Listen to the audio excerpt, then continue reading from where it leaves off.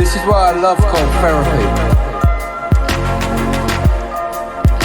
It saved my life.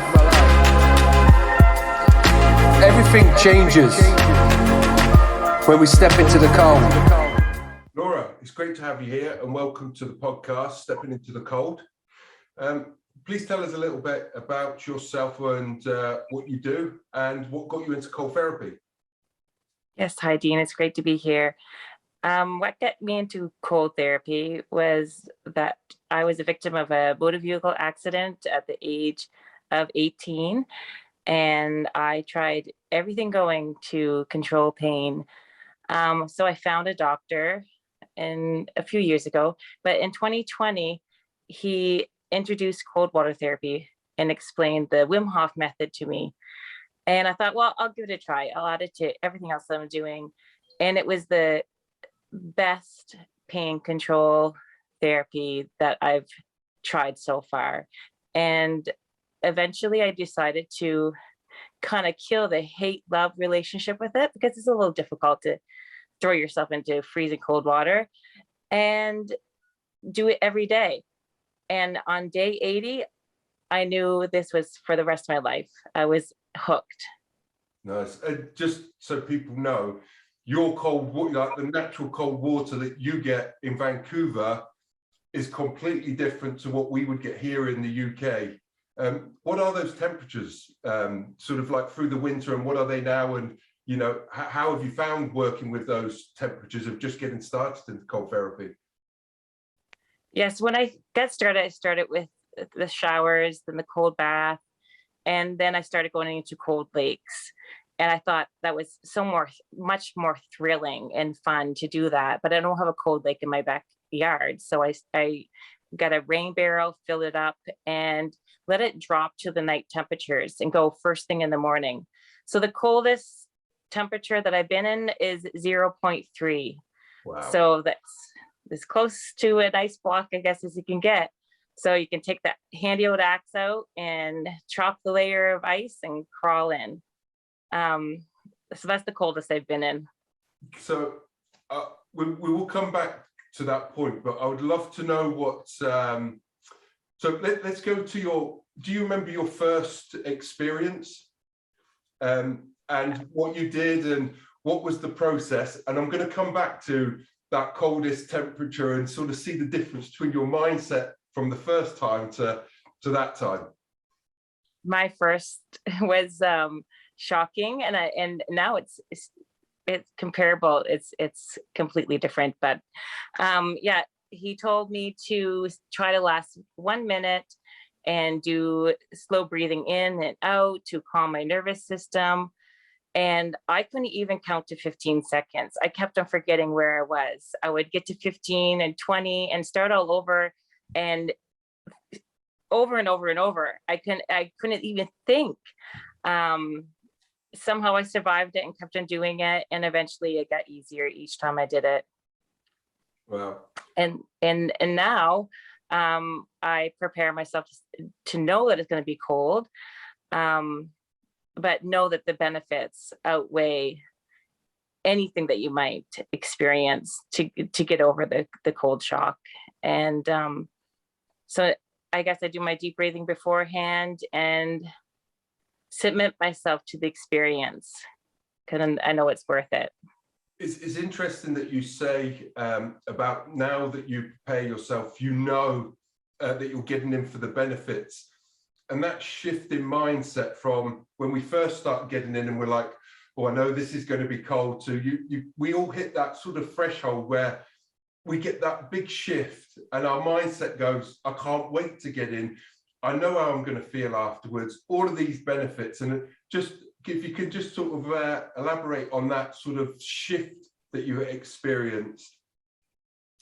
Yeah, I shifted to becoming excited to go in, and because I had so much happiness afterwards. I guess I felt badass. I felt like I accomplished something great. I was proud of myself. You go from your fight or flight when you first go in and calm yourself down, and then when you get out, you've accomplished something, you've survived something, you get this rush of endorphins and dopamine, and it becomes almost like an addiction. I call it, I guess you can become a, a slave to your bad habits or a slave to your good habits. And this is a good habit. And when you know the benefits your mind and body gets from this habit, and you can't deny it. So you have to keep on doing it. So even there's days that I don't feel like getting cold, I never regret it. I never regret going in, and the joy and the happiness and the energy and the decrease in pain. Really, this is what keeps me going. That I get from going in the cold water. It's undeniable. So I'm gonna obviously get us to talking about your pain and the chronic pain. But you turned around and said, it makes me feel like a badass. And that's you stepping into your warrioress energy.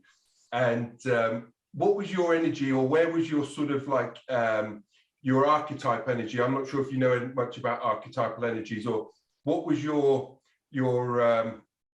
reflection of yourself that you had before you had that turning point where you're like, it makes me feel like a badass.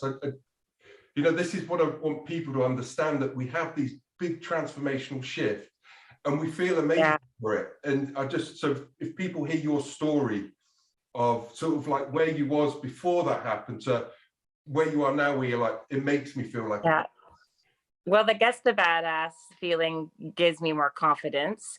So you can carry it into your life where you know you can accomplish something else. Like, I can do this job interview, or I can have this conversation, because your confidence has increased because you've already done something that's difficult. And doing it every day makes me feel like I accomplished something big first thing in the morning, so that everything else the rest of the day is easier. I guess part of that whole experience of calming down your nervous system quickly, it also helps with anxiety. So it translates to the rest of your life, where if you have issues with anxiety, it's not in the way as much in the rest of your life. It doesn't present itself as much as it used to, because you've trained your mind, your nervous system, and you just become, that about yourself. It becomes concrete. Yeah. So I want to just now bring it to that 0.3 degrees.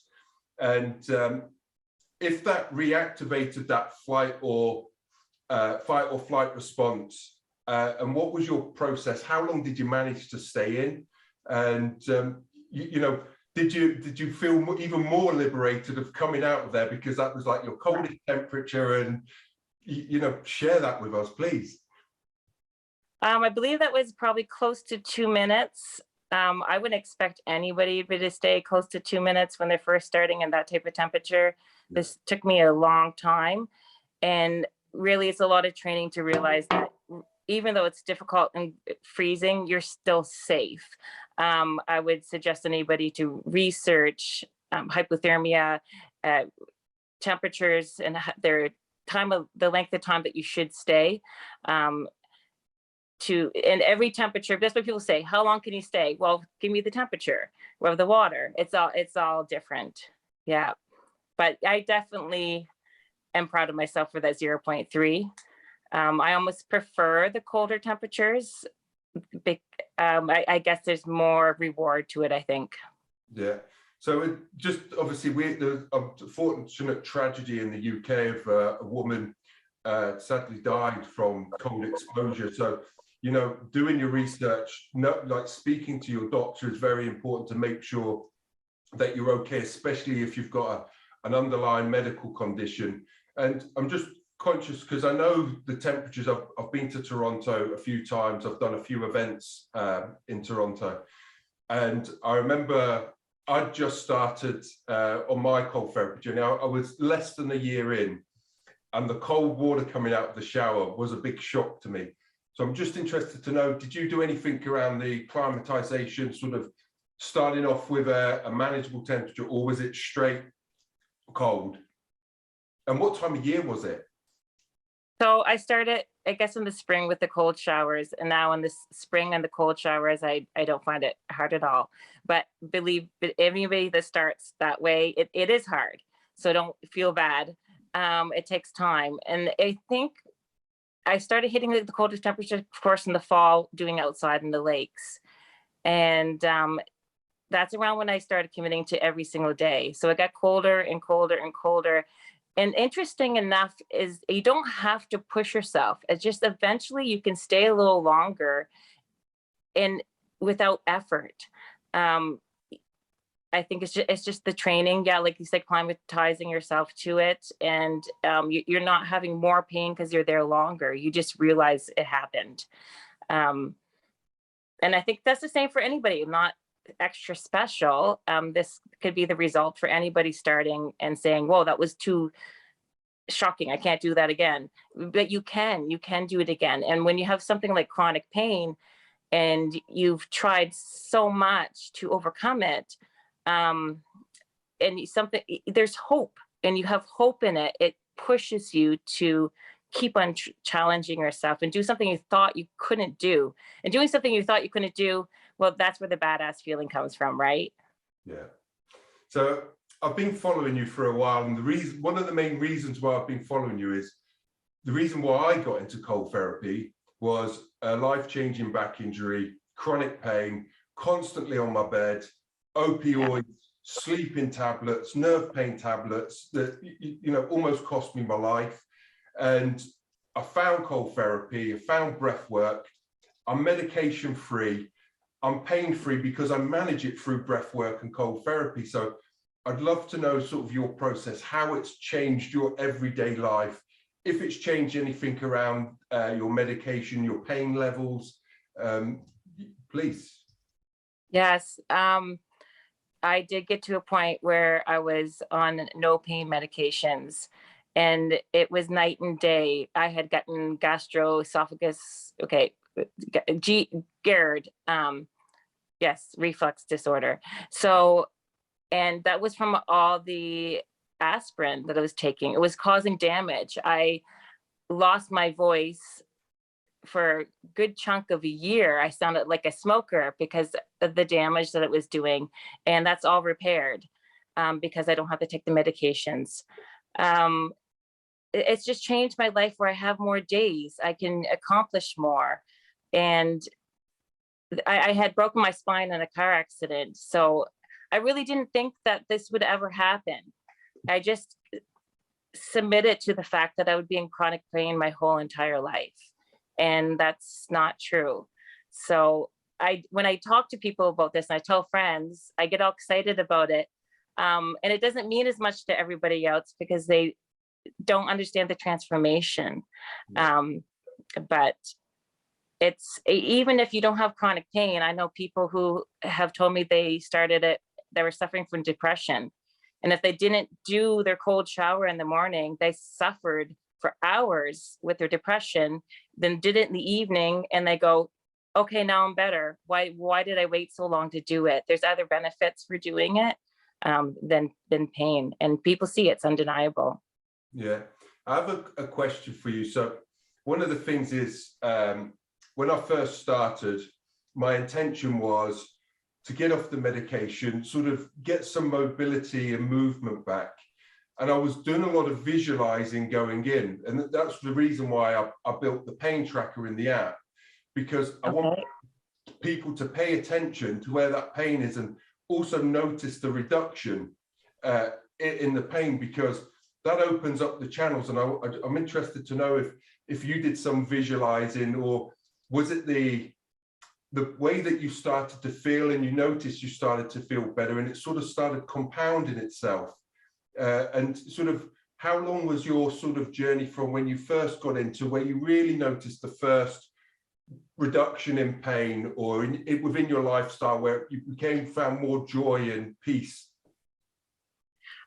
Well, I guess I would have to look back because I had journaled every single day the changes, so I can't pinpoint it. I do realize on day 80 that I knew it was forever, that this was for the rest of my life.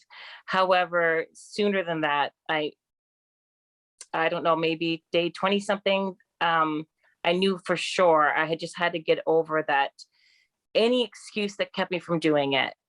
Because we trick our brain into like, I'm too tired, or I don't have enough time. I mean, like, it doesn't take long to switch your shower onto cold for a minute. And if that's all you can do, if you're in a rush.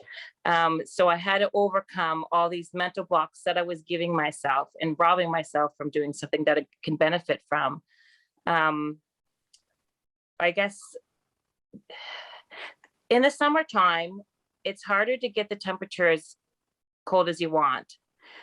Then my pain became a struggle again, because I couldn't get it low enough. And I was spending so much money on bags of ice to pour it into, and trying to find outdoor sources that was cold enough. That again showed me that, hey, what I was doing, if I ever doubted it, here it is. I'm struggling again. It's not cold enough. So this year I want to buy a deep freeze to climb into, because I don't want to go through that again. So everything that I've done in my life to control my pain, this is the most effective.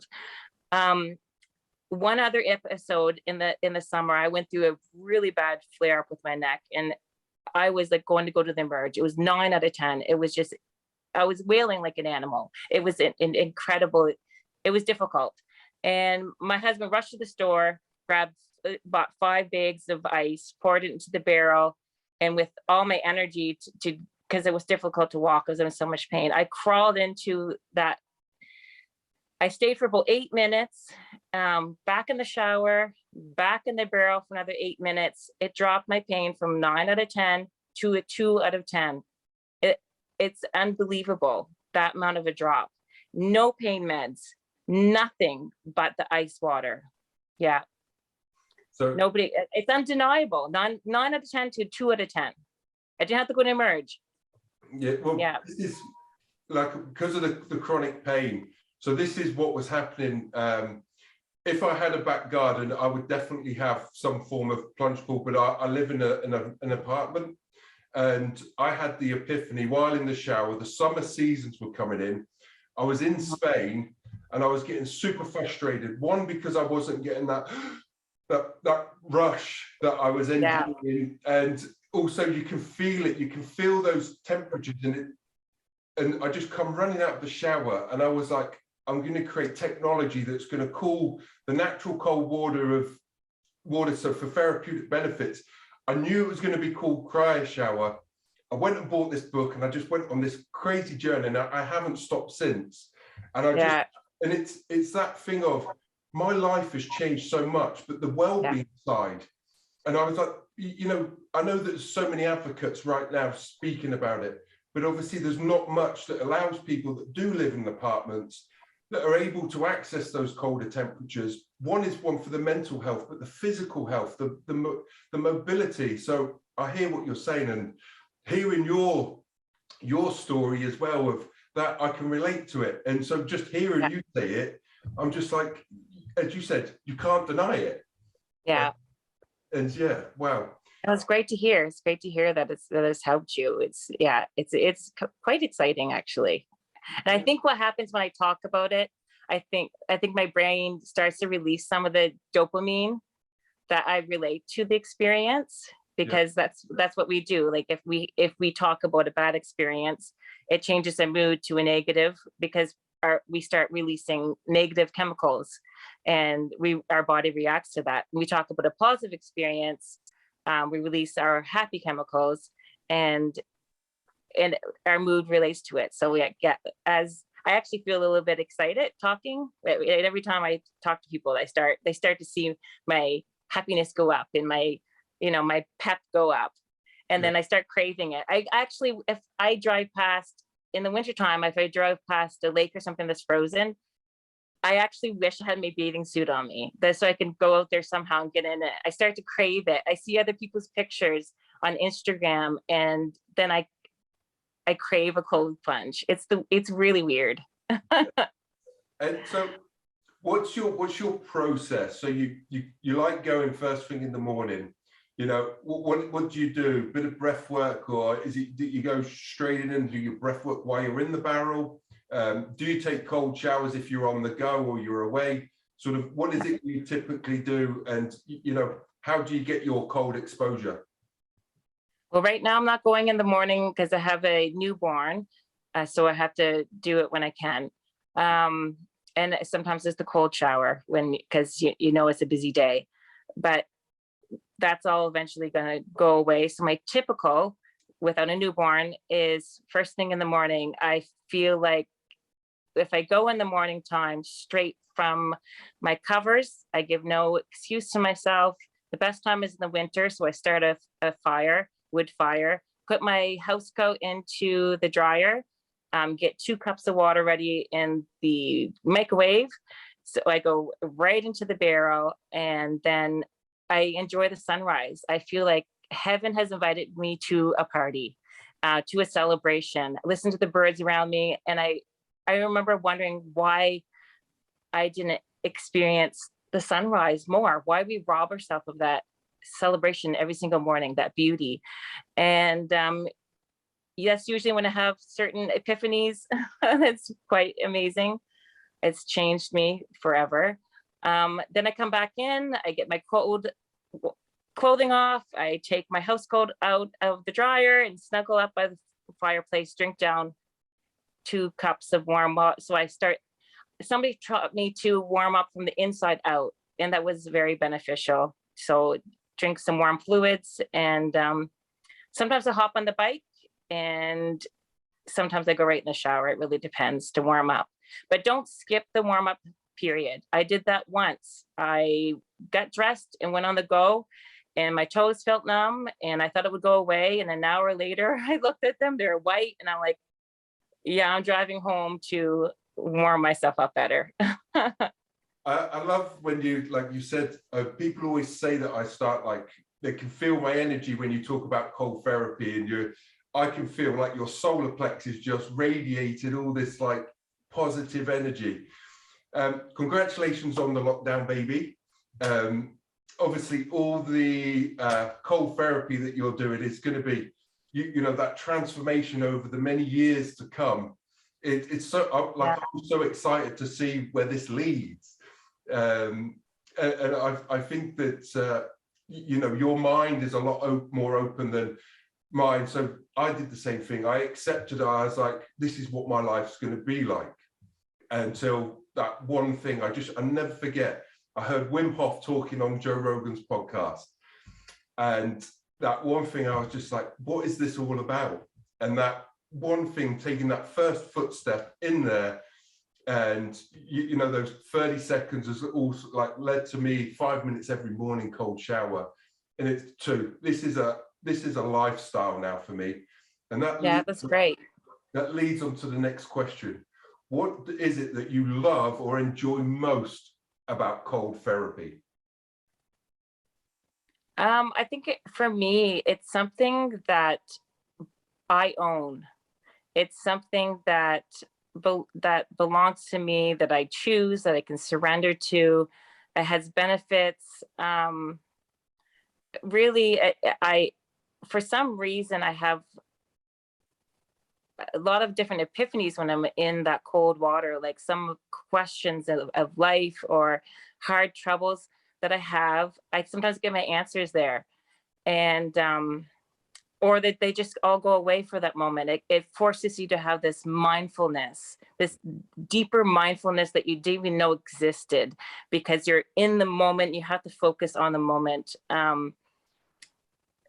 Because it does challenge you and expects something out of you. It's like a surrendering to this. You have to surrender your will to the experience, and then wait for the reward, what it taught you. Yeah, I know it sounds really strange, but until you do it, you wouldn't, like, until people do it, you wouldn't, and you don't really understand it. If somebody starts doing it, 15 seconds is okay. The shower's okay, and don't worry about the 0.3 temperatures and staying there a long time. But my biggest advice is just tell yourself that you're safe when you're doing it. That's the biggest thing. We go into fight or flight, our heart rate goes up. Right now I'm needing to be careful because I have preeclampsia after having the baby. So the days my heart rate is high, I'm having to skip it, which is a shame because I miss it. And then when my heart rate's fine, I go into it. And that's what's happening. Our heart rate goes up, our mind starts racing. And then I'm safe, breathe through it. Take it nice and slow and breathe out. It's like sometimes you're like you're breathing that, breathe the air out and calm your nervous system down. And really after 1 minute, you're out of that zone. You're sitting there and you're like, I did it. And you can, and you're in the safe zone. But tell yourself that you're safe and you're going to get through it. You'll be fine. And just keep on pushing yourself. You will be rewarded. Yes, you will. So you've obviously given us a bit of the personal lessons it's taught you, but is there anything that you would say that you have taken into your everyday life? So not when you're in the barrel, not when you're just getting ready to do the cold exposure, and not just after, but like in your everyday life, when you're out and about, how has that sort of transformed into your everyday life? Yeah, I think with the deep breathing that I do beforehand and in it, you have to focus on the deep breathing when you're in there. That's key, that's critical, that's very important. Otherwise you hyperventilate. That training, I bring the deep breathing into stressful situations in my life and I don't realize it. It just becomes natural. So, and there's also times that I'm aware of that are very difficult, like especially vulnerable situations. If you're feeling vulnerable, but you need to do it, you need to have the conversation. I literally just tell myself to go into the blue barrel. So that's what my barrel is outside. It's a rain barrel, it's blue. And I just, okay, 1, 2, 3, go into the blue barrel. And I visualize myself sinking into the barrel. And then I can actually do that difficult thing, get over the vulnerability, have that conversation. I let myself be seen, or whatever the situation is, whatever the difficulty. Everybody had something else, different fears in their life. So I guess it can help you get over other fears in your life, because a lot of people have that fear of cold water. I mean, my hairdresser was saying, I don't even walk my dog when it's cold and wet. I hate it so much. And I can't say that I loved it when I start doing it. I hate it feeling that way too. I hate it. I couldn't even think. And for me to say now I love it, I'm not extra special. Everybody's like this. We're human beings. We don't do what we don't like until you realize it's rewarding. We don't exercise. We don't like it. Who wants to sweat and push yourself? But then when it rewards you, then you like exercising. Yes. So I just, you've mentioned quite a lot about your first experience and going to sort of what you do now. But just if you could sort of sum up so people could understand that sort of transformation of what you did at the start to sort of what you do now. So just so they can understand a little bit of the journey, and not everything has to happen now. They don't have to go in for 8 minutes. It's about that first step. And so what was it that you sort of did then and sort of now to prepare, and what sort of could you advise people for their takeaway of, like, how can they start, or they've started and they've been put off because of the fight or flight response kicked in and they didn't enjoy it, or like your hairdresser is, we have those bad memories of the cold when we're younger.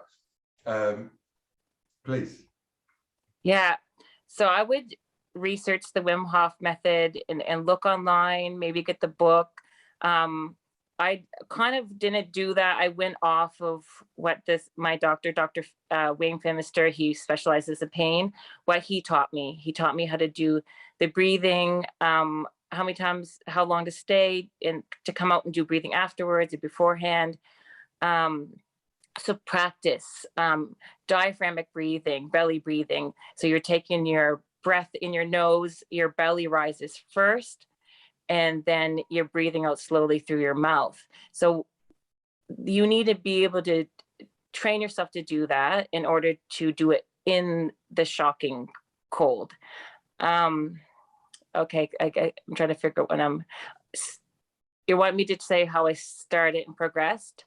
Is that what it was? I'm trying to remember what you asked. Right, the question was quite long. So really what sort of changed? So obviously what you do now is completely different to what you did at the start. And it's really to what words of encouragement we can give people to know that, because everyone they see normally on Instagram, you know, we've been doing it for a while. And so it's about helping those people take that first step into the water. Okay, the first step. Yeah, do your research and actually maybe look on Instagram or YouTube and see people's testimonies, and inspire them. People have written to me and say, you know, I watched you do this over and over and over and finally started doing it. Or they say, I've done it a few times. I want to commit to it. I think I'll watch you a little longer and convince myself. So the testimonies really help. And like finding your purpose, your reason for doing it. We don't do anything hard unless we have a reason to do it. So what is that struggle? Even if you're just trying to level up your exercise work routine and you want to repair your muscles faster. I mean, somebody at my husband's work says, why is your wife doing that? And he goes, well, you know, the Canuck players that play hockey, they do that. They're like, oh yeah, I guess so. So it's, you know, it helps repairing your muscles after workout. Inflammation helps you with inflammation. If you have anxiety, if you have depression, if you just want to feel like a badass, you know, that they challenge yourself, say, okay, something big's coming up in my life, and getting over fear helps you. So I'm gonna conquer this fear. So find your purpose for doing it, or you won't. And then give it enough time to see the rewards, because it is there. Your dopamine levels increase, your endorphins increase, you get natural pain relief. And nobody can beat that. It's totally natural. So if you're struggling with anything in your life, a lot of people started during COVID. Some people just did it for the plain fact of life was more difficult, and they get introduced to it, and it helped them. Just during COVID, gave them a reason, something to do every single day. Instagram. Look up people. They have lots of reasons for doing it. Yeah. I think the next sort of global problem is going to be a mental health problem, as we obviously transition out of the past sort of 2.5 years. And one thing we both know is that cold therapy, breath work, is amazing for overcoming mental health and turning that mental health into mental well-being and mindfulness. Yeah. So what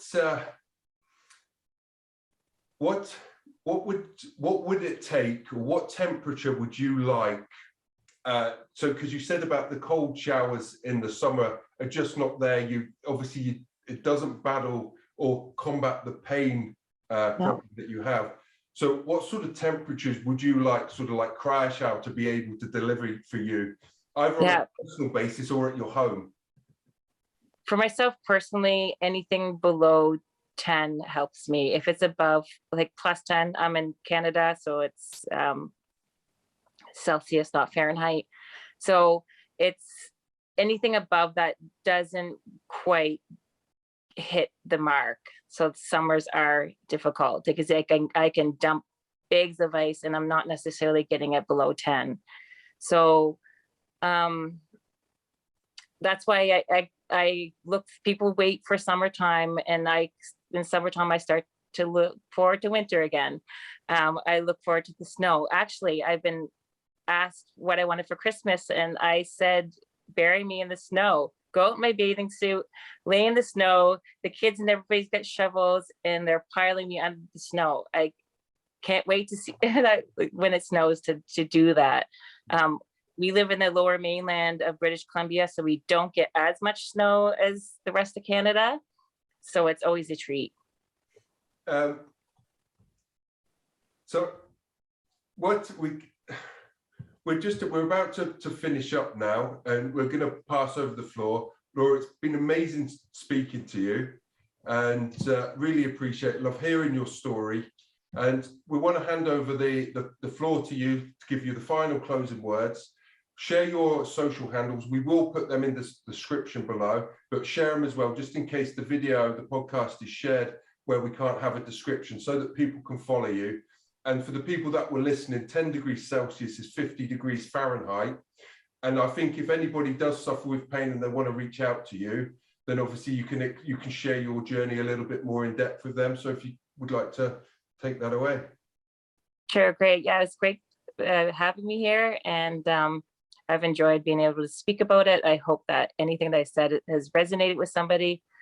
So I started an Instagram page called Chronic Pain, Keep on Trying, just because when I started it, I hadn't done the cold therapy yet, but I was finding some other hopeful ways to help with the pain, with diet and breath work and mindfulness, cognitive behavioral therapy. Then my Instagram kind of took over, where I was doing mostly cold water therapy posts, because I started challenging myself to do it every single day for 365 days. I made it to 290 out of 365 because the pregnancy and different issues. But one of these years I will hit 365 days. So I do have a YouTube channel called Chronic Pain, Keep on Trying as well. Haven't been as active on that, but there are some videos there if somebody wants to check out a few testimonies. And that's about it, how you can contact me and reach out. Awesome. Yeah, send me a message. All I'd like to say, in there, you've already done the 365. You're a champion, you're a cold therapy advocate. Laura, thank you so much, and it's been a pleasure. Great, thank you so much. Have a great day.